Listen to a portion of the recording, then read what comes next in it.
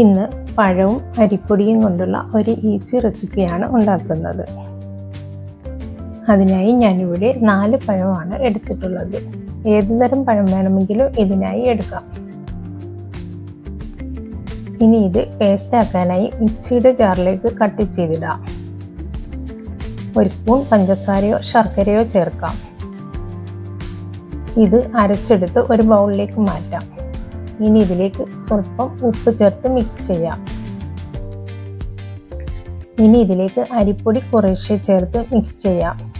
നമുക്ക് ഉരുട്ടിയെടുക്കാൻ പാകത്തിന് കുറേശ്ശെ അരിപ്പൊടി ചേർത്ത് മിക്സ് ചെയ്ത് നോക്കാം. എനിക്കിവിടെ 4 പഴത്തിന് 1/4 കപ്പ് അരിപ്പൊടിയാണ് വേണ്ടി വന്നത്. ഇനി ഇത് നന്നായി കുഴച്ചെടുക്കാം. ഇനി കയ്യിൽ സ്വല്പം നെയ്യോ ഓയിലോ പുരട്ടി ചെറിയ ബോൾസ് ആക്കി ഉരുട്ടിയെടുക്കാം.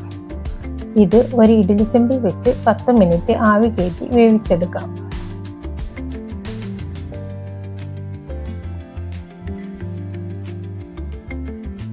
ഇത് കുക്കായി കഴിഞ്ഞാൽ ഒരു പാൻ അടുപ്പിൽ വെച്ച് 1 ടേബിൾ സ്പൂൺ നെയ്യ് ചേർത്ത് 1 കപ്പ് തേങ്ങ ഇതിലേക്കിട്ട് തേങ്ങയുടെ വെള്ളമയമെല്ലാം മാറും വരെ വഴറ്റാം.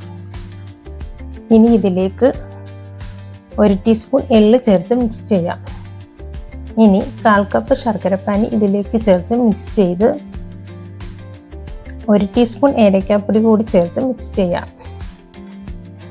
ഇനി ആവി കയറ്റി വെച്ചിരിക്കുന്ന പഴത്തിൻ്റെ ബോൾസ് ഇതിലേക്കിട്ട് മിക്സ് ചെയ്ത് ഫ്ലെയിം ഓഫ് ചെയ്യാം. ഇത്രയേ ഉള്ളൂ. നല്ല ടേസ്റ്റിയായ സ്നാക്സ് ഇവിടെ റെഡി ആയിട്ടുണ്ട്.